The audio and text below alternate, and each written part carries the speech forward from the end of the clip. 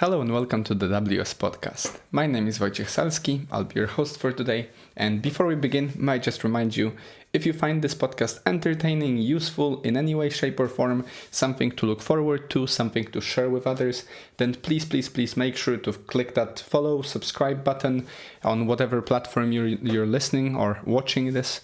And make sure to maybe share it with a friend, put it on social media, basically advertise. There is no better advertisement than a word of mouth because people are interested in what other people are interested in. And if you'd like to support the podcast in any other way, please follow the link below. There is option for donations. There is option just to send me an email or maybe comment, maybe suggest a book I should review. And of course, you don't have to do any of that and just enjoy the show. If you do, and for those of you who have done, and for all of you who are listening, thank you so much for all of your support, all of your time, which we will talk about is your most precious resource, and essentially welcome. Thank you so much for being here. If you are not there, I would not really be here. It would be quite a futile endeavor if you were not listening. So I deeply appreciate your time and your attention. So today I will freestyle a bit more than usually because I feel that this is one of those books that it is suitable to freestyle more about. So I've changed the format slightly. There is still 5 topics, so you will still see fairly familiar structure, but my notes are much shorter than usual. I have the book with me, which we'll explore in a second. I will read some parables, I guess, from the book, and let's see where it goes. I hope that you enjoy. Thank you so much for taking the time for this. I hope this is of value. So, today we're going to be discussing a book called The Way of the Sufi by Idries Shah. And essentially, this little book, which apparently is on religion and mythology, popped into my hand and then to my head quite synchronistically, I don't know.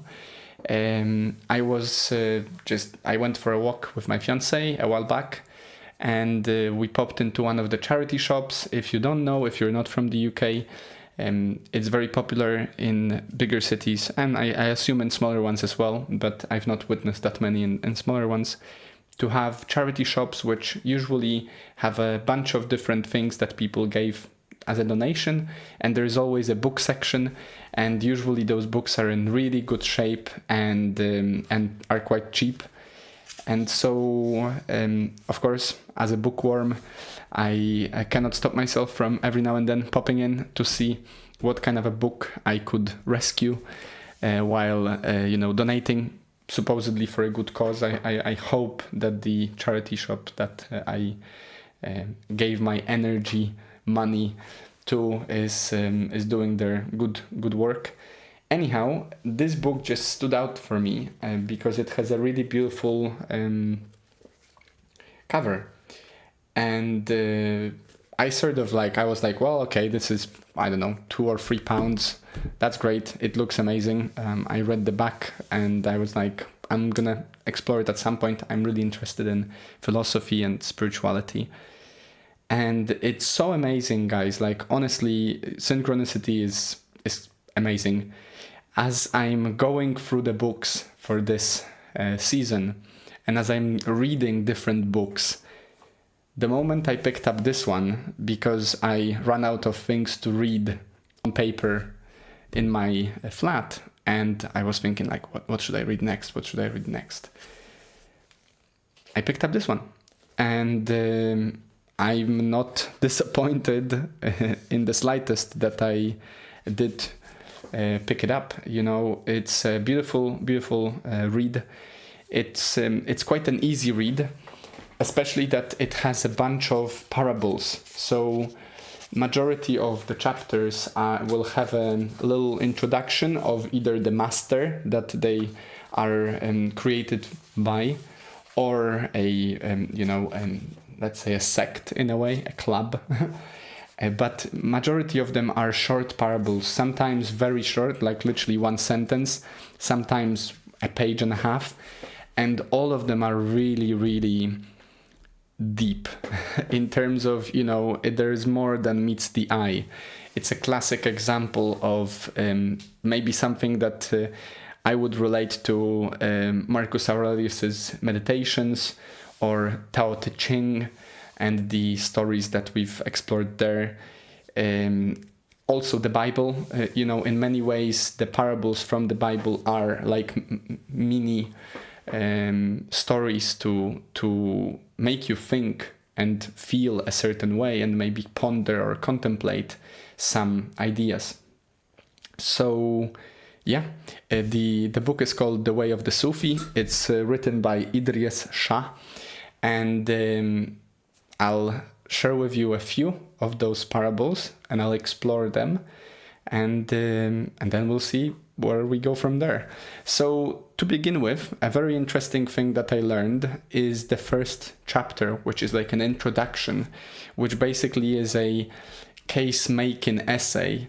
Why is the way of the Sufi, why is Sufism relatable for us, and why is it important, and why is it so forgotten in many ways? And the author makes the case that Sufism is one of the most impactful, one of the, let me just find the quote for you. So according to the author, there is no record of any other body or ideas or system which has penetrated so widely and so far into many departments of life and thought in the East and in the West. Apparently, Sufism as a how would you call it? A philosophical system, a set of, ideas maybe, has been hugely impactful on basically all areas of spirituality across the millennia. There are parables about Jesus, there are parables about Prophet Muhammad, there are parables about Hindu spiritual leaders. There are stories that are relatable for all of us, and it's yet again one of those books that literally, similarly to letting go, or to the ideas from Stoicism, or to the ideas from the Buddhist way, the middle way. It seems obvious to me at this point, and I've been thinking about it for a while, and I still hold to this conviction that all of these different religions, thought ideas, thought systems, philosophies, stem from the same source. We are all one. We might be naming things differently. We might be speaking different language. We might have different symbols, different ways of portraying things, different ways of experiencing things. But at its very core, all of our human experience is the same. And I do believe that I'm a spiritual being having a human experience, not a human being having spiritual experience. And I think that's important. We've talked about it recently. I don't remember on which episode, that if you go from the perspective that you're first and foremost spiritual being, there is a soul or a consciousness in you, and this is just a meat suit, and this is just a role I play, then it's much easier for me to, in my opinion, to relate to other people from different cultures, from different backgrounds, from different race, from different whatever, because ultimately all of that is superficial, and their soul, within, their consciousness within, is the same as mine. And I believe that to be the case. And as I studied a bunch of works from Christian tradition, as I've studied a bunch of works from Buddhist tradition, as I've studied a bunch of works from other philosophical and religious, spiritual roots, it all seems to be, stemming from the same source. It always there always seems to be the same invitation to look within, to reflect, to contemplate, and to not be as bothered about the outside world as about the inside. And it reminds me of this sentence, this phrase, as within, so without, right? That it starts within you. And we've discussed this when we talked about the attitudes and emotions, if you remember, that you probably notice this on the daily, and if you don't, then I would encourage you to reflect on this, to think about it. It seems quite obvious to me that depending on your attitude to how things are, you will be offered ways of proving yourself that you're right. So if you go about your day in an angry, hateful, spiteful manner, you will find reasons, because your subconscious will be working to find those reasons to reassure you that that's the correct way, that people are rude, that people are spiteful, that people are hateful, that the world is bad. And if you go about your day in a loving, acceptant, forgiving manner, you'll find over time, and it works both ways. Everything is over time. As you do today will determine your tomorrow, right? As you do right now will determine your immediate and later on future, I believe. You decide, if you go about your day in a loving and forgiving and acceptant way, that the world will present to you opportunities to prove you that that's the case. And I do believe that it's simply because we are actually creating, maybe not fully, but certainly to a certain degree, our reality. And it seems to me that this is exactly what Sufism is pointing us to. So, for example, here the quote is, according to Sufi ideas and practice, it is precisely those who do not feel subjective states, or who have at one time been affected by them and no longer feel them, who may be real candidates for the next stage.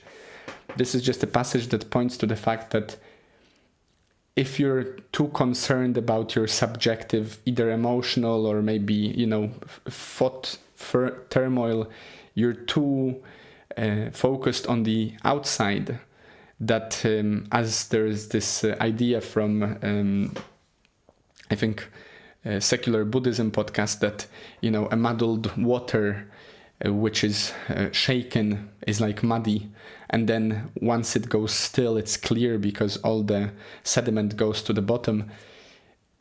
It seems to me that Sufism points in the same direction, that you should first and foremost focus on the truth within, the calm, the awareness that is always there. And if you've ever meditated, you certainly know what I'm talking about. If you've not meditated yet, even after those few episodes we've done on meditation per se, for example, becoming supernatural or breaking the habit of being yourself, please do try to carve out some time for meditating, or even just contemplating, just sitting down without any distractions and just being with yourself. That's the whole point. So I'll just write it down for you to put some links below for those episodes if you've not yet experienced them. So now let me read you one more passage. Yeah, so the author points to the fact that even though Sufism has impacted and influenced so many roots of psychology in the West, of movements and sort of idea generation from Christian and oral traditions from many sects. Because Sufism can be taught in many guises, Sufis, in a word, do not stick to any one convention. Some quite happily use a religious format, others romantic poetry, some deal in jokes, tales and legends, yet others rely on art forms and the products of artisanship. Because of this variety, because there doesn't seem to be one exact, schedule, a way to teach Sufism, it has been greatly underappreciated or misunderstood over the millennia. So, for example, we will actually probably in the next few months explore the book of love by Rumi. Rumi is a poet, was a poet, and he was one of the Sufis, and that's one of the ways that they were teaching, through poetry or through drama, through some jokes. So I guess what the author was pointing here in his introduction is the fact that because in many ways, especially in a scholarly manner, we're so used to accumulating knowledge through a certain medium, maybe through a book. If there is no book to look into and there are only jokes or oral legends or a poem, then some people might discern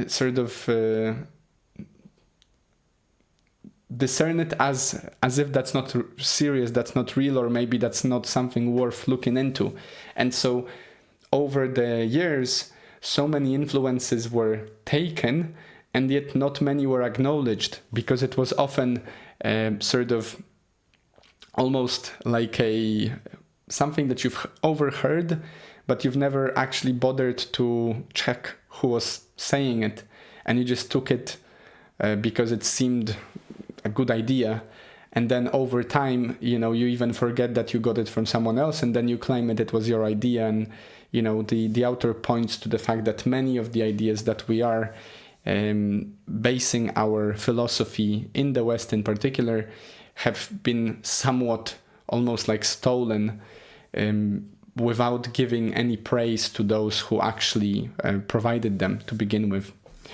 But my main point on this point is that yet again, of course this is just my opinion and it's how I understood the work, but it seems to me that all of us are pointing somewhat in the same direction, and it's very easily, we get very easily mixed up in trying to compare one another, I guess for good reason.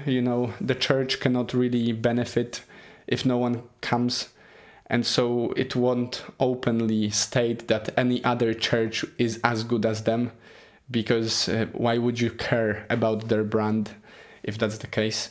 But as I'm growing more and more aware of the many facets of reality, and as I'm going more within every day, I think there is one true truth, if there is any, which is essentially that all of us at our core are the same. And all of these superficial names, cultures, languages, and everything, all of that is almost like an icing on top, but the middle stay the same, right? And I think it's important for us to remember that whenever we are at odds with one another, or we feel like we should be at odds with one another. On that note, let's jump into the first topic, which is, as I said just a moment ago, about our attitudes. And this parable is actually called An Answer of Jesus. And it was written by the Atar of Nishapur, who published, wait, let me see if I can tell you when did they leave. No, but he inspired Rumi. We don't know when did he live, but his work was first published by a Hindu hermit called Dr. Banki Behari in 1961.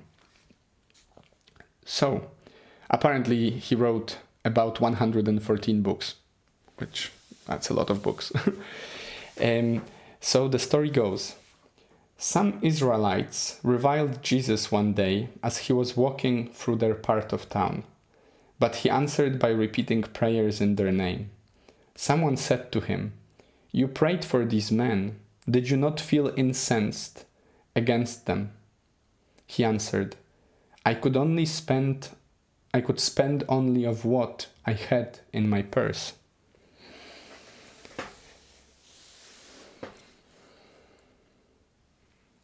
I could spend only of what I had in my purse. I actually discussed this with a friend of mine, Connor, who was on a podcast before. We like to talk about these sort of ephemeral, slightly, maybe more philosophical topics. I believe this is essentially a very similar or a different facet to the same story as turning the other cheek from the Bible.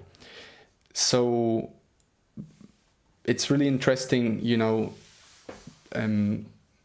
as I've been exploring these topics more and more, and as I've been practicing meditation and sort of keeping yourself under control.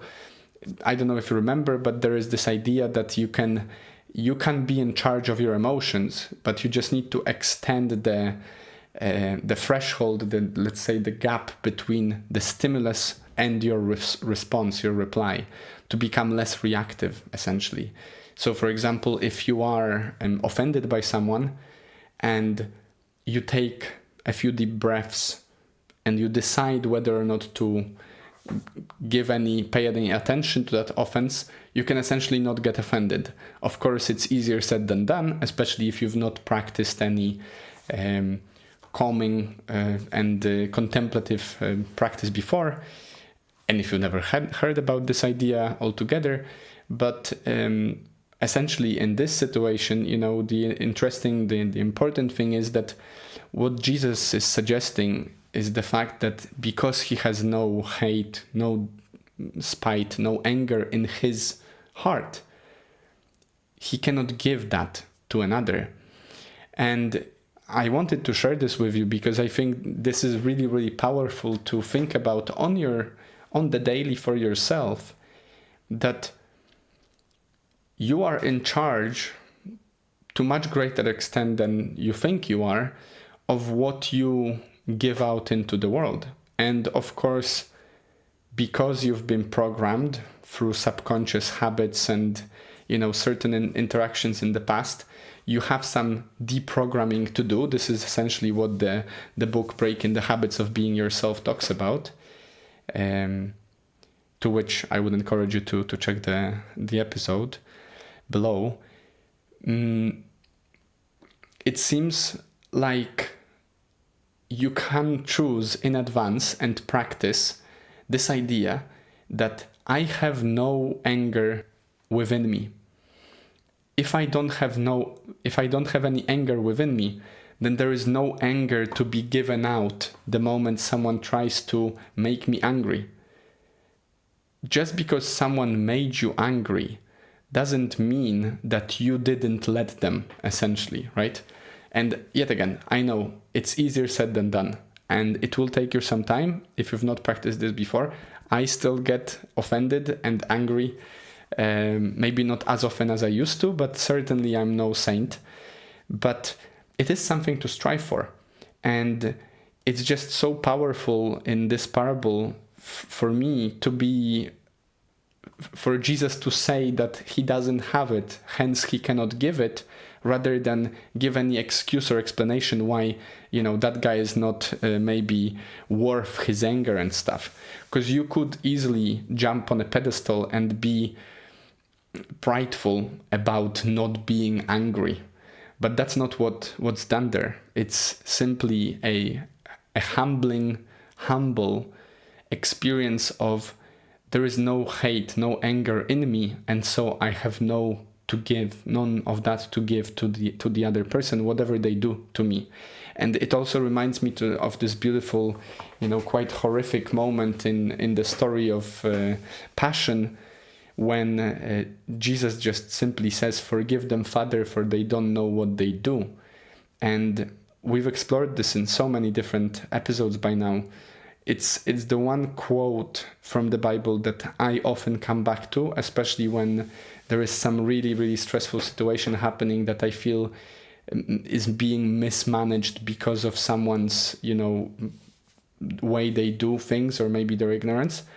And even to yourself, you can apply it. Like Wojtek from yesterday, hopefully, from my perspective, hopefully today I'm slightly smarter, slightly better than yesterday. And if that's the case, then I should forgive myself from yesterday for doing what he did, if he did something wrong, simply because he might have not known any better.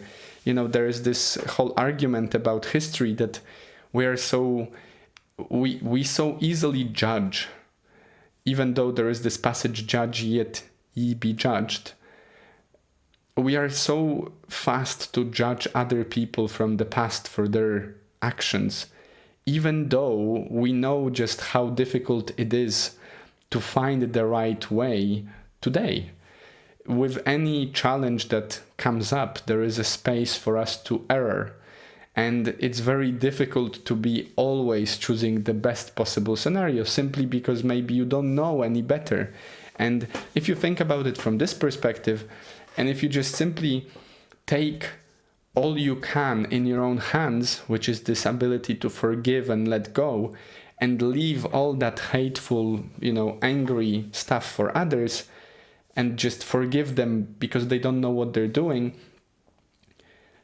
you allow other people to be on their own path without being affected by them.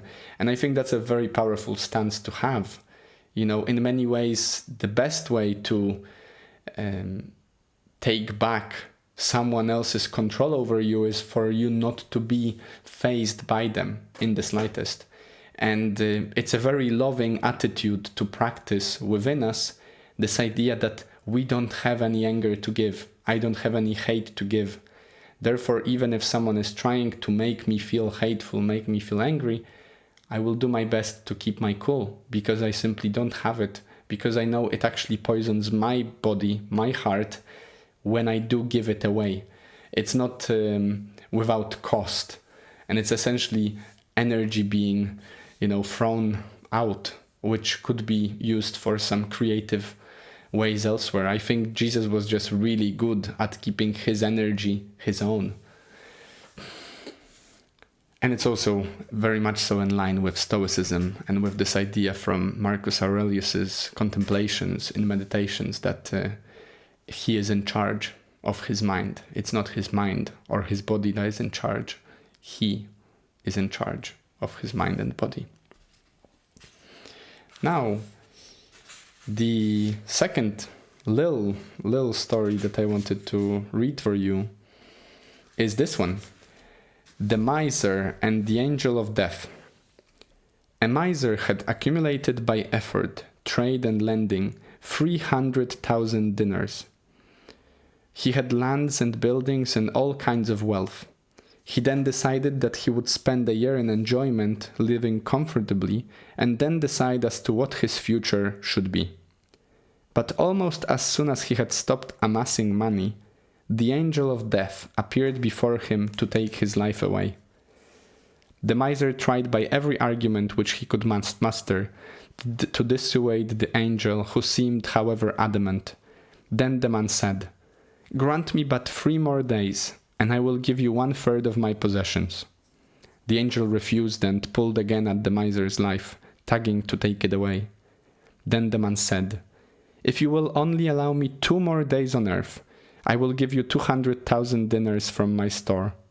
But the angel would not listen to him, and the angel even refused to give the man a solitary extra day for all his 300,000 pieces.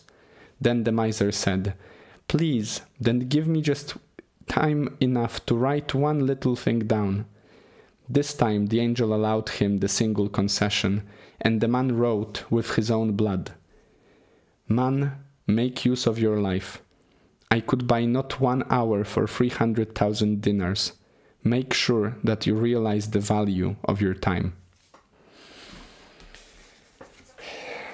we've explored this once. If you remember in the episode about time, I'll link it below. I don't remember exactly the title for it. This parable, this story, made me stop. I've thought about these ideas before, and every time they pop up, it's one of those things that really tugs at my own heart. and I ponder this because in many ways it's very easy to get lost on the daily in our efforts to get more money, get a better position, get that promotion, whatever. And it does not only apply to your material possessions. Actually, I think in many ways we COVID was one of those times which I think really defined for many of us how it sort of showed, in my opinion, it showed your attitude towards your time.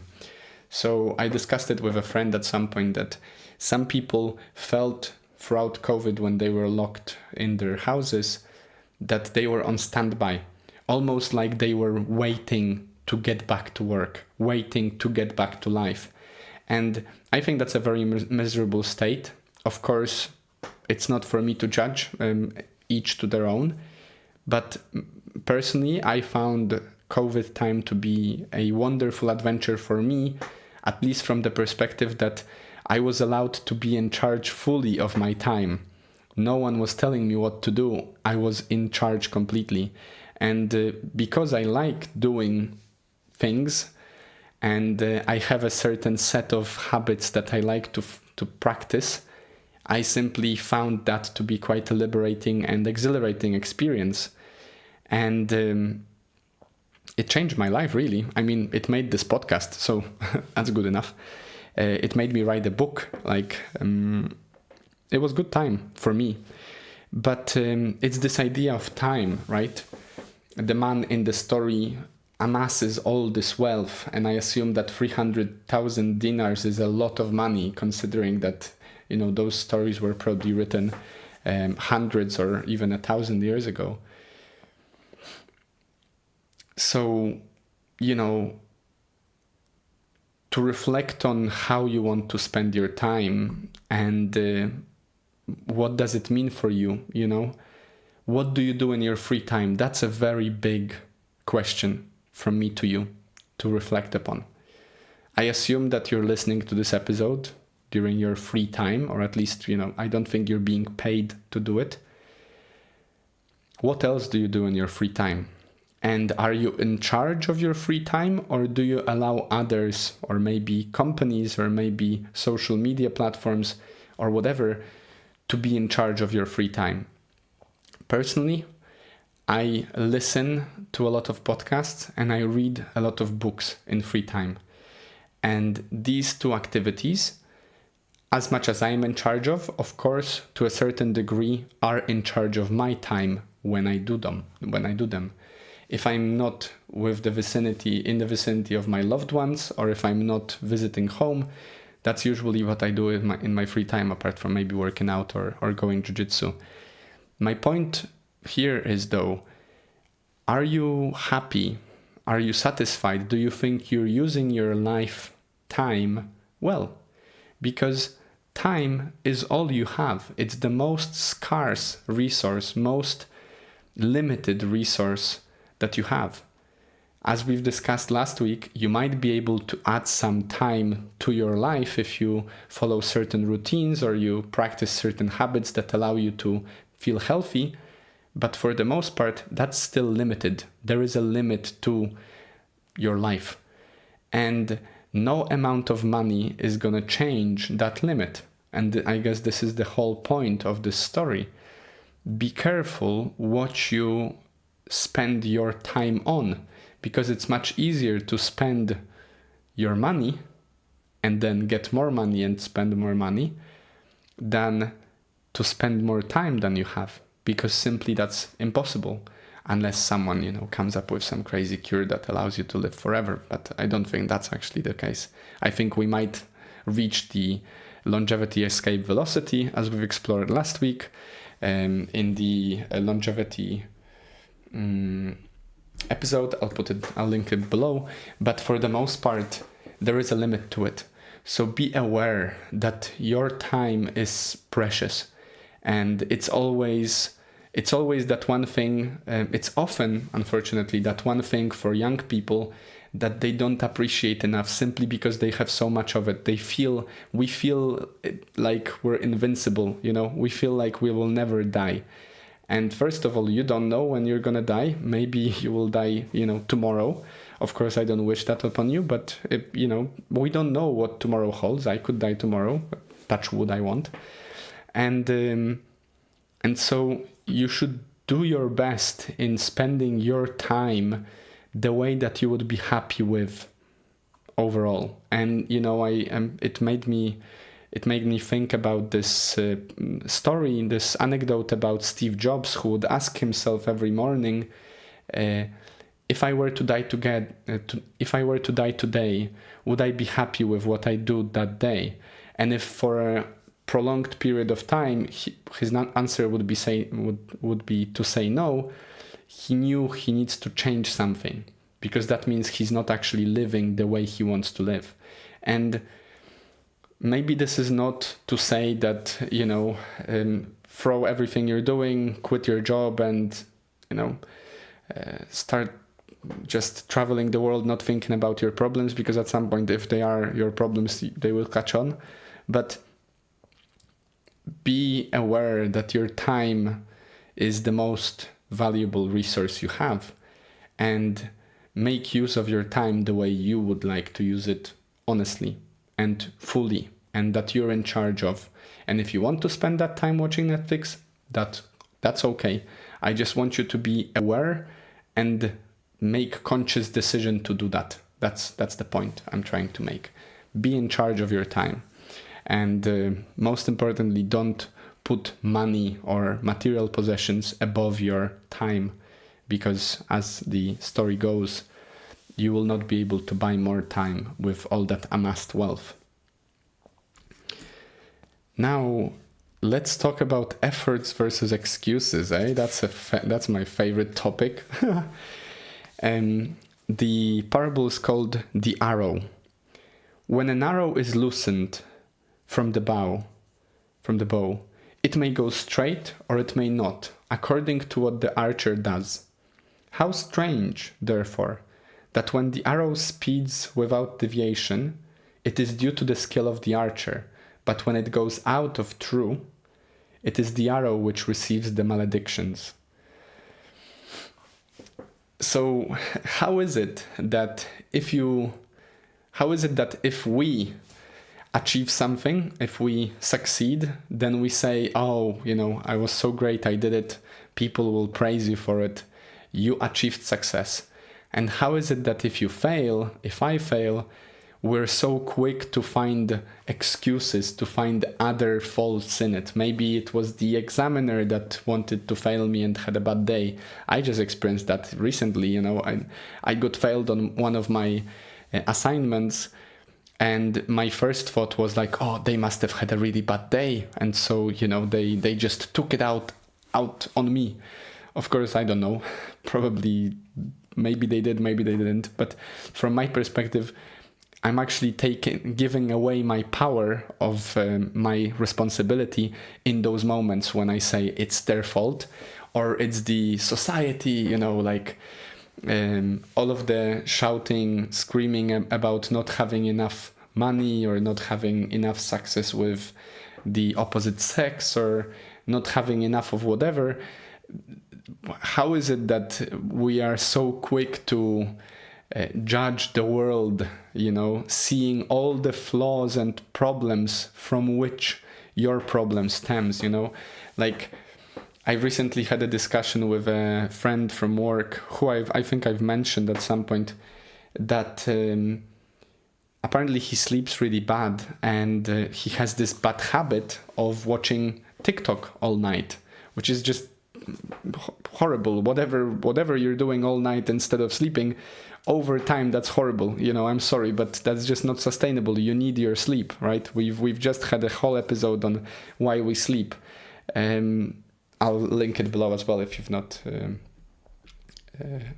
checked this out. So it's really important. You gotta do your sleep, even if you treat it as your beauty sleep or as a wasted time. Waste that time sleeping. That's what I'm saying. And I remember his first reaction to me saying, well, you should stop using that TikTok, was obviously, oh, it's not so bad, whatever. But then his second reaction was like, oh yeah, but it's so bad, TikTok takes so much of my time, like they're so bad.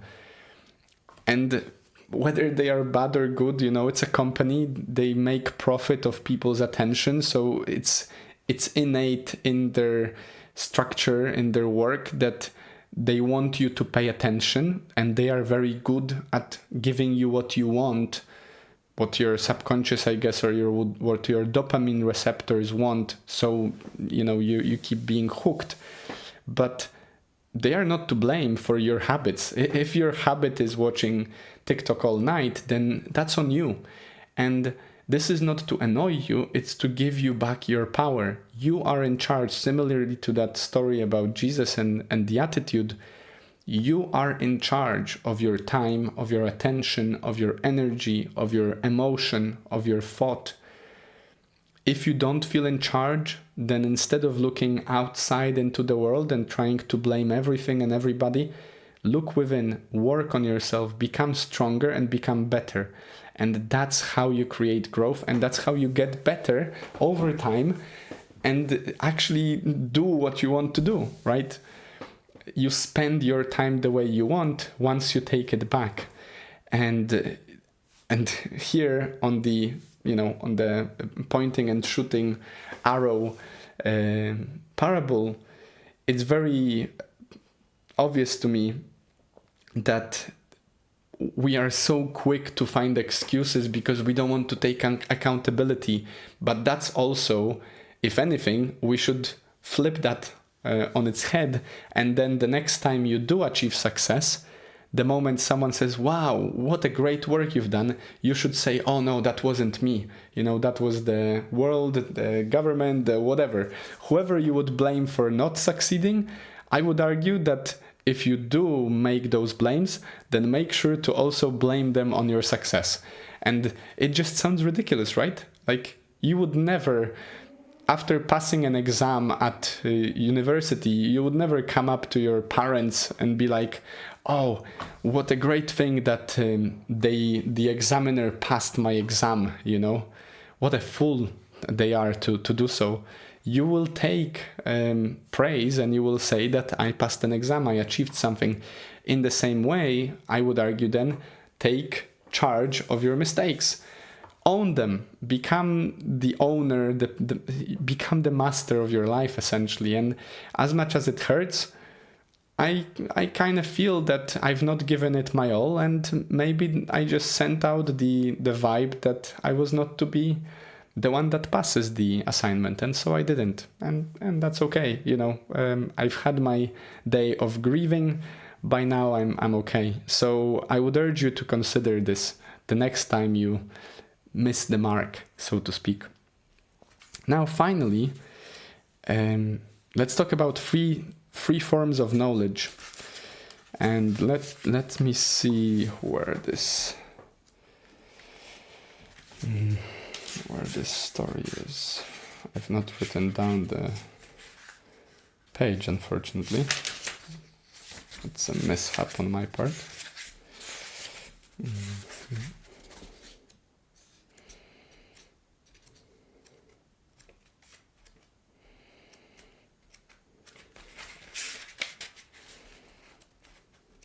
Yeah, okay, here we are. Ibn al-Arabi of Spain instructed his followers in the most ancient dictum. There are three forms of knowledge. The first is intellectual, which is in fact only information and the collection of facts, and the use of these to arrive at further intellectual concepts. This is intellectualism.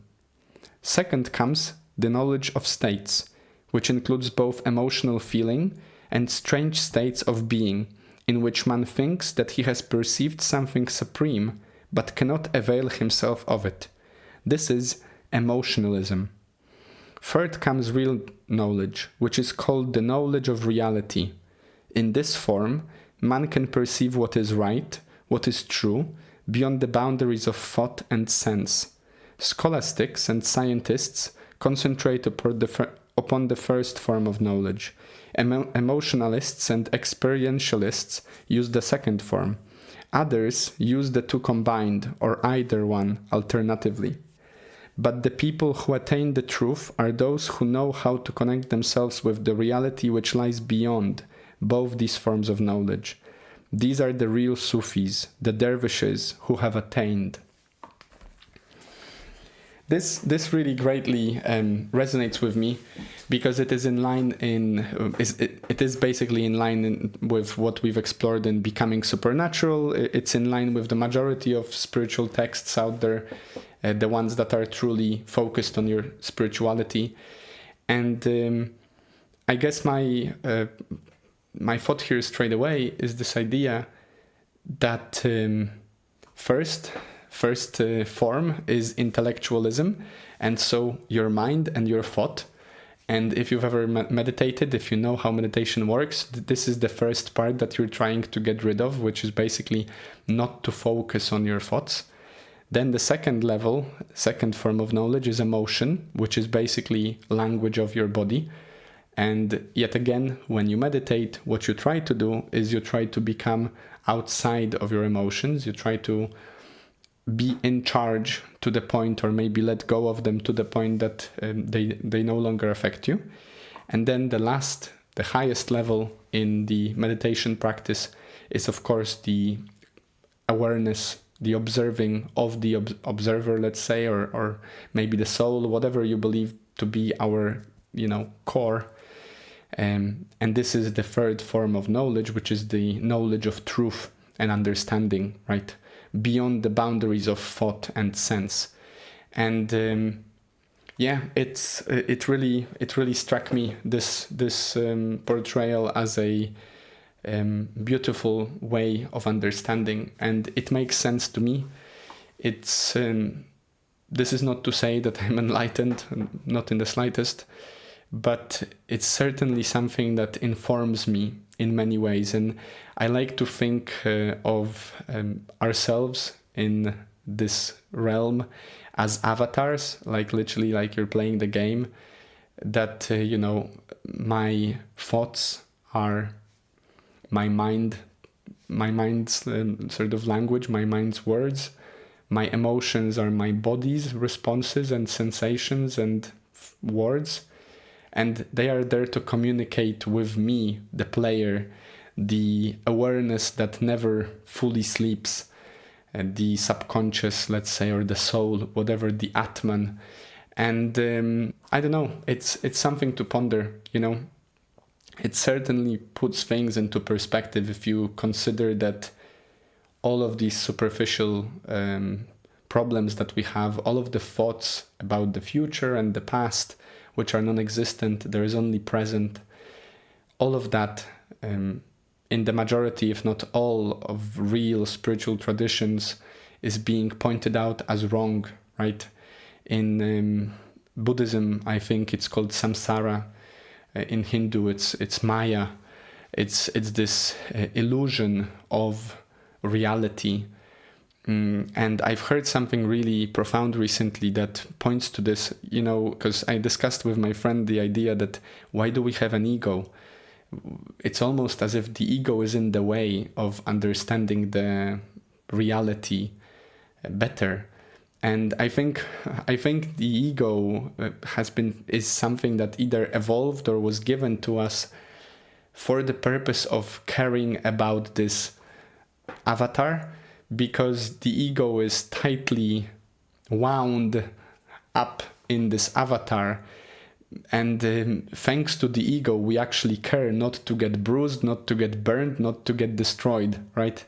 Your survival mechanism depends on you having an ego. At least that's my understanding of it, and I heard this beautiful portrayal that the moment you save yourself it's the ego talking, and the moment you save someone else by giving up your own life, that's the opposite side of this string, let's say, where ego is on one side and your selfness, selflessness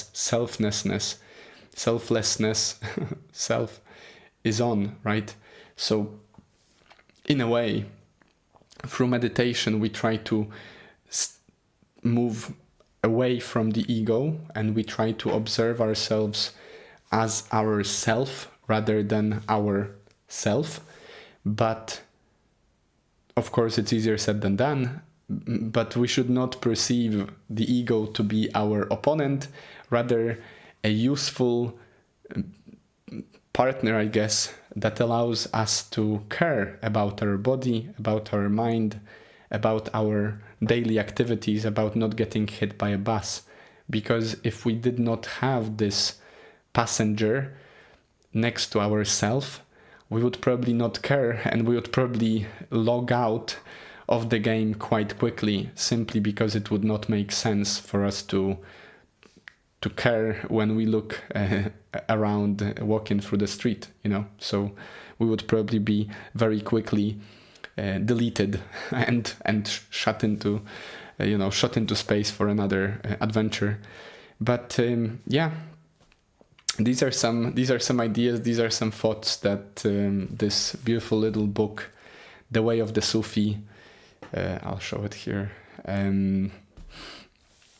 is about. I hope that these ideas will enrich your week and encourage you to explore this.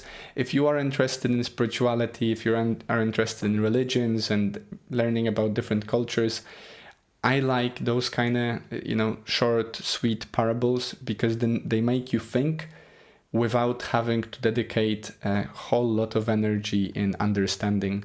Many of them are very, very straightforward, and there is even one chapter about a master who made all of his stories into children's books, because he knew that by portraying that to children, he will be able to explain it to everyone. And that was a very powerful, way of teaching that he found, by simplifying. And, many people say that if you cannot explain something in simple terms, then you probably don't understand it well enough. So this is certainly a book for everyone, even if you're not an avid reader, or if you're not that close to the spirituality, philosophy genre.